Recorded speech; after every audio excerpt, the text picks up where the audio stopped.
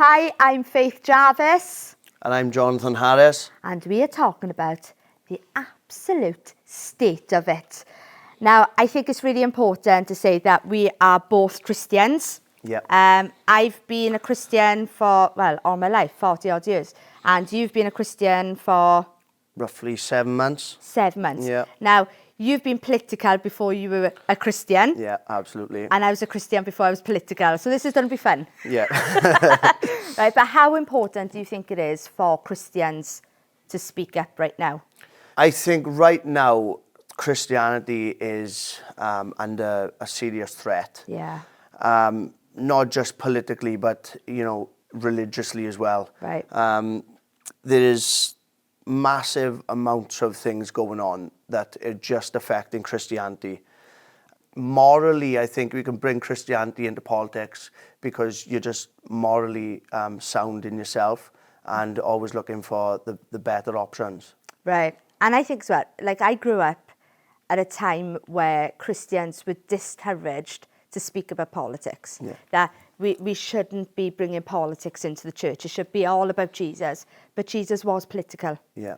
And I think we're missing that element because if Christians were bold enough to speak out about our political systems, I don't think we'd be in the mess that we are in today. Yeah. Right? And so we've got a moral obligation as followers of Jesus to speak up politically. And this is kind of what we are doing, Yeah. isn't it? Yeah. Or trying to do it. Now, you have formed your politics and your idea of politics before becoming a Christian. Yeah. What is that politics? So we kind of briefed on this before, Yeah. off camera. My views tend to go right, but I don't particularly count myself as left or right because I'm a searcher of the truth. Yeah. I like to know what's right and what's wrong and where we're going wrong. So if that means that sometimes I disagree with people on the right, even though I tend to edge that way, then that's what it is, because at the end of the day, truth is all we got, and that's the most important thing in life. And maybe if all Christians were more searchers of truth, Yeah. rather than, because this happens all the time, well, my family's always voted Labour, Yeah. or we've always been left-leaning, we've always been right-leaning. If we checked all that out and we're pursuers of the truth, of what is right and just, Yeah. then maybe we'd have a better running country. Yeah. And going off that is common sense has kind of gone out the window. People tend to don't think for themselves anymore. It's my great-grandfather voted Labour, my grandfather voted Labour, my father voted Labour, Yeah. I'm going to vote Labour. You're not using your initiative to think for yourself and say, no, this is what I believe in. Everything that's been going on for the last 100 years is not going our way. We need change. And I think people lack the initiative to think for themselves. And I think it's bizarre to me because we've never had a time in the history of our country where we've had access to information like we got today. And yet, we are so lacking in knowledge about things like politics. Yeah. Why do you think? Because you've got more students come to university, right? Yeah. For free. So they've got access to all of this education, and yet they are so poor in knowledge, in actual educating themselves on how the country runs, that they are voting for something that goes against themselves.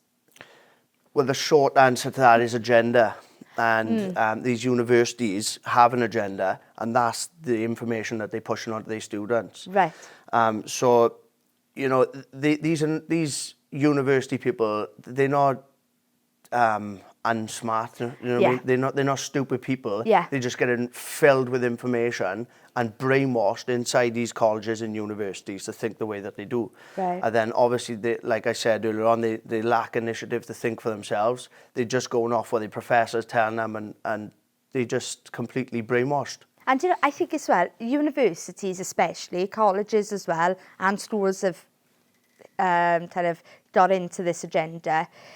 It's their pursuit of diversity. Yeah.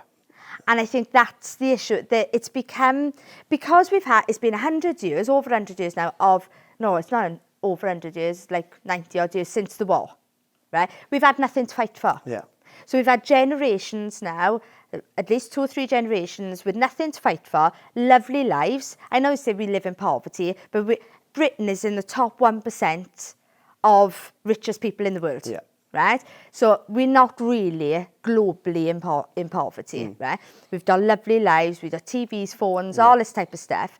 And yet, we seem to have this pursuit of something and making it a fight, which is the diversity. So you've got the LGBTQ, you've got the Islamic agenda, you've got all of these things people are willing to fight for. Why won't they fight for Christianity? Because inclusiveness is literally for everything apart from Christianity. We're told that we must believe in these and these must be included, but then when it comes to Christianity, we're outcast. Yes. And why do you think a reason for that is? I think it's because Christianity is political.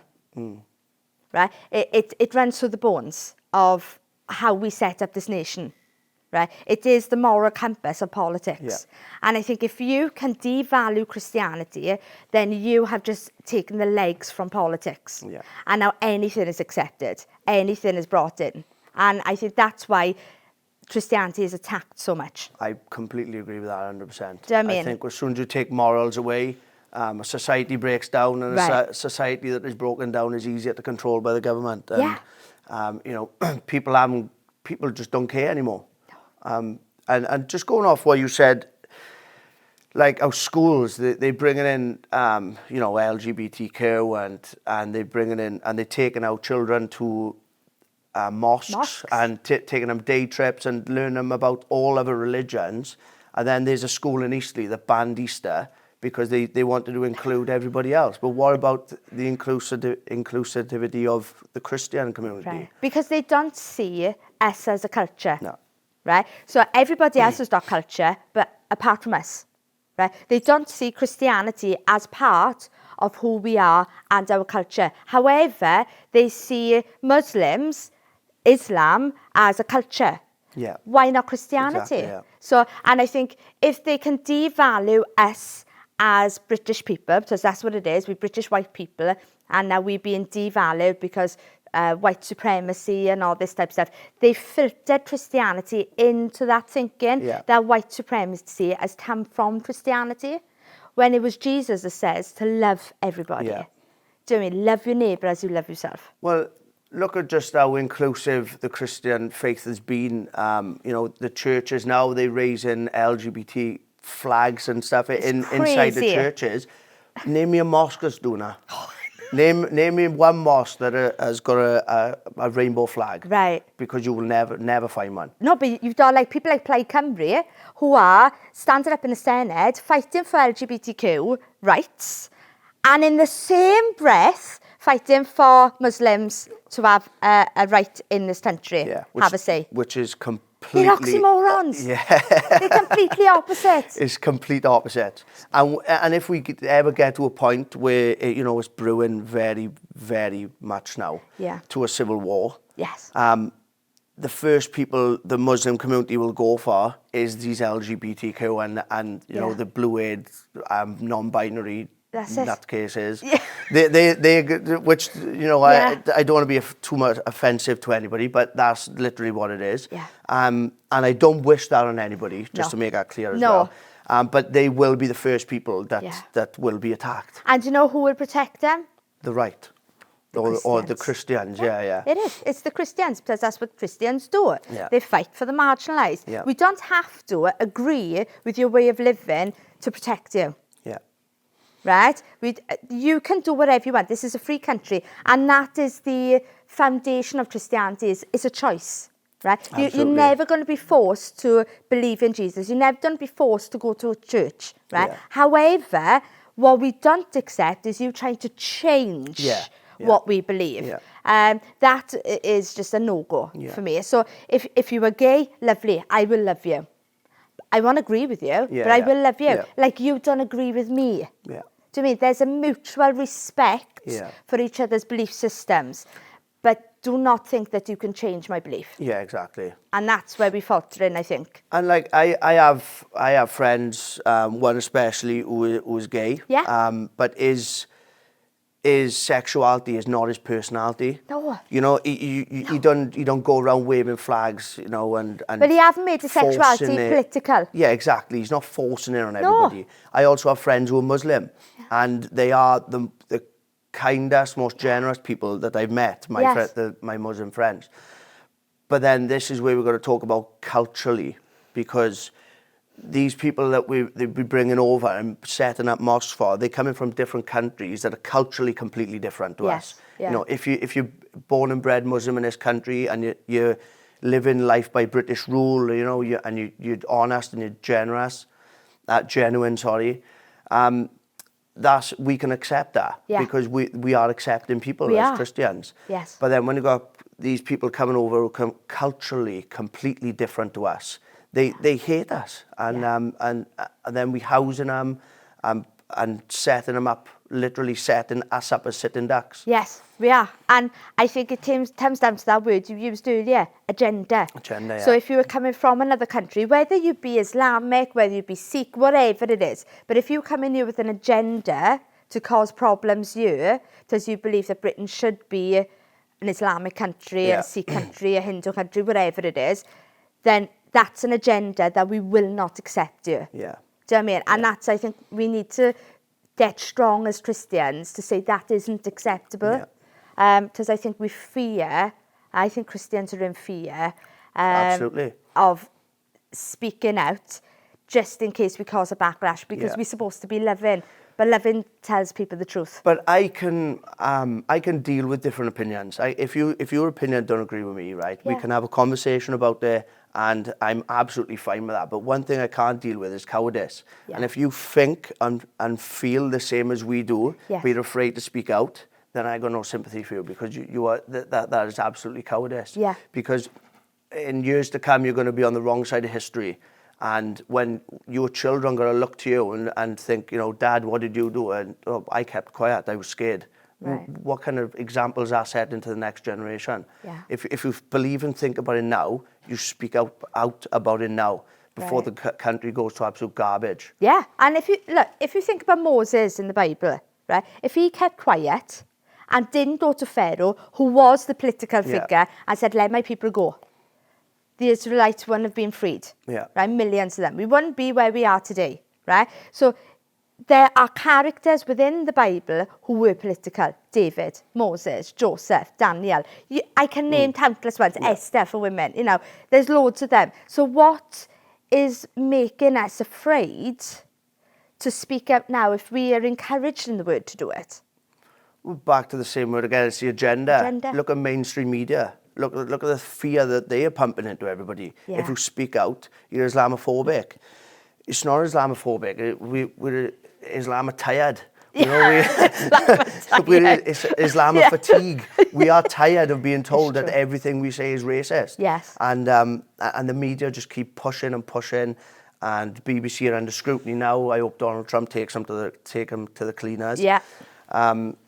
Because they're now claiming that they don't have an agenda.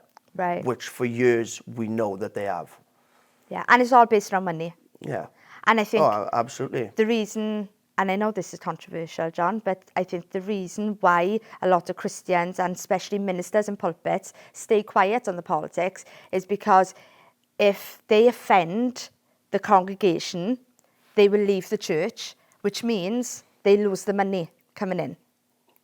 Right? And so even though we like to say that politics is all about the money, so are churches. Yeah. They're afraid to speak out because they're going to lose their congregation who literally pay their wage. Yeah. Right? We are in a church are set up a little bit differently, where there are no paid staff, apart from the cleaners. Yeah. The cleaners are paid. But apart from that, the ministers are not paid, the pastors are not paid, nobody's paid. Because we're not having that held over our heads, saying that, if we don't agree with you, we're going to take your money from you. Yeah. It's back to your moral compass, you know. Right.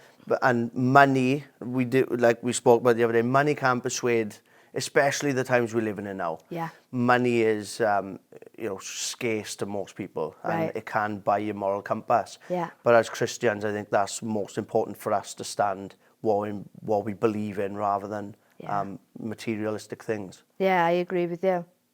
So they're going to have to come back and we will talk more. Yeah. But this time we're going to get into the details of what Christians and people, Welsh people especially, need to do in the upcoming elections. Yeah, sounds good to me.